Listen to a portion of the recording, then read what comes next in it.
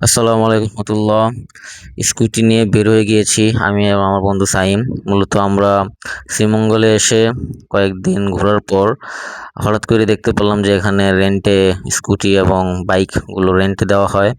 তো স্কুটি প্রথম একদিন বিকালে আমরা কিছুক্ষণ টাইম চলাইছিলাম এবং ভালো লাগছিল আমাদের দুজনেরই। তো আমরা তখনই আবার বুকিং দিয়ে দিই যে পরের দিন আমরা ২-৩ ঘন্টা টানা স্কুটি চালিয়ে পরে আমরা বিকালে ট্রেনে ঢাকায় ব্যাক করব। তো যেই কথা সেই কাজ, আমরা পরের দিনই সকাল সকালই স্কুটি নিয়ে বের হয়ে গিয়েছি এবং শ্রীমঙ্গলের থেকে আপনার মৌলভীবাজার পর্যন্ত একদম টানা স্কুটি চালিয়ে গিয়েছিলাম। আর মূলত আমরা যেই সময়টুকু স্কুটির মধ্যে ব্যয় করেছি, হিউজ একটা টাইম, অনেকগুলো স্পটই আমরা দেখে ফেলেছিলাম স্কুটি চালিয়ে।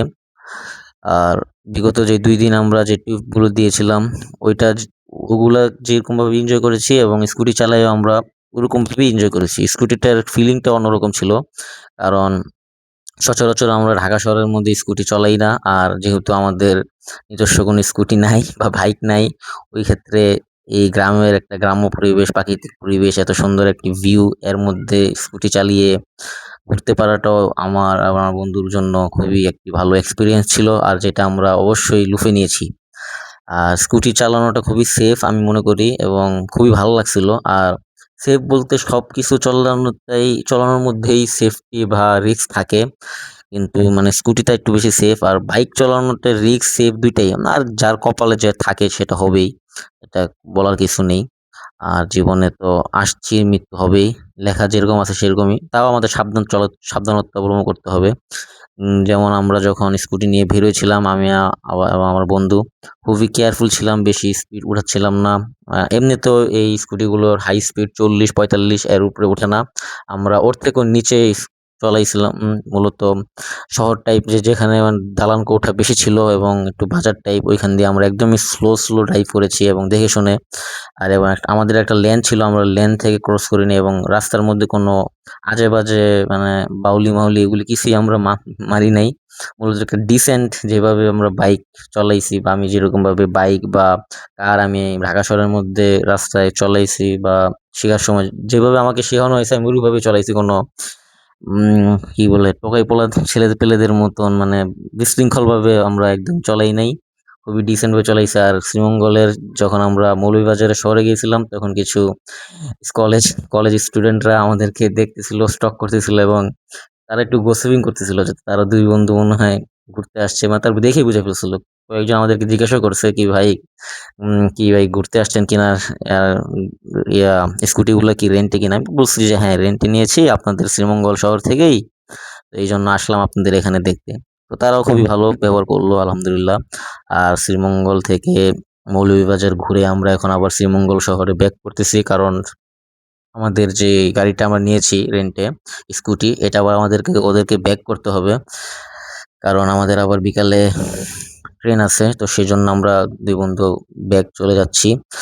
মূলত আসার টাইমে যে একটা ভিউ পেয়েছি and যাওয়ার টাইমে যে একটা ভিউ পেয়েছি, ২ টাই ডিফারেন্ট ছিল। কারণ আসার সময় একটু রোদ ছিল এবং ওই সময়কার সিনারিও গুলো অনেক সুন্দর ছিল। যাওয়ার টাইমে একটু রোদ কমে গিয়েছিল এবং একটু মেঘাচ্ছন্ন আকাশ ছিল। তো উভয় সময়ই আমরা অনেক এনজয় করেছি। অনেক মানে ভিউটাকে এনজয় করেছি। আর চা বাগানগুলোর ঘ্রাণ তো আলহামদুলিল্লাহ একদমই এখনো মনে পড়ে। হয়তোবা কোনো একদিন আবার যাবো, গিয়ে আবার এই স্কুটিগুলো চালাবো। আর সত্যি বলতে স্কুটির প্রেমেই পড়ে গিয়েছি। বারবার আমি এবং আমার বন্ধু সাইম দুইজনেই বলাবলি করতেছিলাম স্কুটিগুলো সেই লাগতেছে। আরো যদি চালাতে পারতাম ভালো লাগতো। চালাতে পারতাম ভালো লাগতো এটা না, আমাদের দুজনের লিটারালি মন চাচ্ছিল যে একটা স্কুটি কিনাই ফেলাই। মানে যদি আমাদের সত্যি স্কুটি থাকতো তাহলে হয়তোবা আমরা শ্রীমঙ্গল থেকে ঢাকার মধ্যে স্কুটি চালায় চলে আসতাম। যেহেতু আমার কাছে লাইসেন্স আছে তাহলে ওই হিসাবে কোনো সমস্যা হইতো না। কিন্তু তাও শখ বেশি হওয়াও ঠিক না। আর রাস্তাঘাটে স্কুটি হোক, বাইক হোক, সবকিছুই সাবধানতার সঙ্গেই চালানো উচিত। যারা এই বাইক বা স্কুটি চালান সবাই সাবধানতা অবলম্বন করবেন, এই দোয়াই করছি। আর এখন আরেকটি গ্রামে চলে আসছি। মূলত এটা একটা হিন্দু গ্রাম। এখানে কিছু সংখ্যক মুসলমান আছে এবং মুসলিম ১-২টা মাদ্রাসাও আছে। ওইসব ছেলেদের সাথেও আমরা কথাবার্তা বলেছি। ভালোই লাগেছিল। এটা হলো বিকাল টাইমে একদম সূর্য যখন উঠতেছিল ওইটার ভিডিও, যেটা দেখতে পাচ্ছেন স্ক্রিনে। এটা হলো মূলত আগের দিন যে আমরা অল্প সময় ছুটি চলেছিলাম ওই ভিডিওটা এখন আমিও এড করে দিয়েছি আপনাদের দেখানোর জন্য যে বিকালের ভিউটা কেমন শ্রীমঙ্গলে। আর মূলত এটাই হলো আপনার চা বাগানের ভিতরই একটা গ্রাম, যেখানে ম্যাক্সিমামই হিন্দু ধর্মাবলম্বীরা বসবাস করে। তাতে কিছু যায় আসে না, সবাই ভালো ছিল। মূলত পথগুলো সবকিছুই ঠিকঠাকভাবে বলে দিতেছিল, আমাদেরকে হেল্প করছে অনেক, আলহামদুলিল্লাহ। আর ভালো লাগছে গ্রামগুলো দেখে, আশেপাশের ভিউ গুলো দেখে, আপনার গাড়িগুলো। আর এইখানে হলো আমরা ফার্স্ট এসেছিলাম চা বাগানের ভিতরে। এখানে এমনিতেও ঘুরতে এসেছিলাম, তারপর আবার স্কুটি নিয়ে আসাটাও একটা ফিলিং ছিল, কারণ আর আমার বন্ধুকে দেখতে বললেন আগের বার, সে একটু পাং পুং করতেছিল, আমরাও একটু পাং করতেছিলাম, কিন্তু আসলে আমরা পাং পুং করি খালি রাস্তায়, ভরা রাস্তায় একদমই না। আর বিশেষ করে মেন রাস্তায় তো আমরা ভুলেও কোনো কথাই বলি না, সে তার মতন যায়, আমরা আগে থেকে বলে নিই যে তুই এই পর্যন্ত যাবি, আমি এই পর্যন্ত যাবো, এর বেশি কেউ যাবো না। তো সেই যেই কথা সেই কাজ, আমরা ওরকম ভাবেই চলাফেরা করেছি, আলহামদুলিল্লাহ। আরেকটি কথা সকলকে বলতে চাচ্ছি যে আপনারা যখন কোথাও ঘুরতে যাবেন অবশ্যই নিজের সেফটি গুলোকে খেয়াল রাখবেন, এবং যেখানে যাবেন সেখানে যাওয়ার আগে ওই জায়গা সম্পর্কে একটা ধারণা নিয়ে যাবেন, ওই এলাকার লোকালরা কেমন ওইটার আগে ধারণা নিয়ে যাবেন, বা কোথায় কোথায় ঘুরলে কিভাবে ঘুরলে আপনাদের বাজেট ফ্রেন্ডলি ঘোরা হয় সেটাও খেয়াল রাখবেন।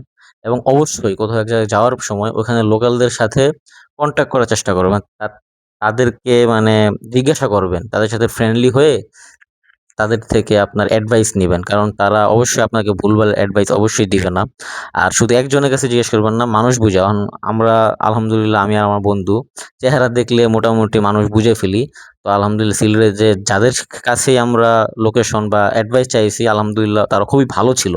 এবং আমরা যার তার কাছে চাইনি, মানে যাকে দেখে মনে হয়েছে যে না, ফিল হয়েছে যে না এই লোকটা ভালো, সে আমাকে ভালো কিছু অ্যাডভাইস দিবে, জিজ্ঞাসা করছি। এবং যে জিজ্ঞাসা করার সাথে সাথে ওনারা যেভাবে রেসপন্স করছে, মানে আমাদেরকে যেভাবে অ্যাডভাইস দিয়েছিল, ওইগুলো খুবই ভালো লাগছে, আলহামদুলিল্লাহ। সুতরাং যে কোনো জায়গায় ঘুরতে যান, ওইখানের অবস্থা এবং ওই লোকালদের অবশ্যই সাহায্য নেবেন। এটাই। আসসালামু আলাইকুম।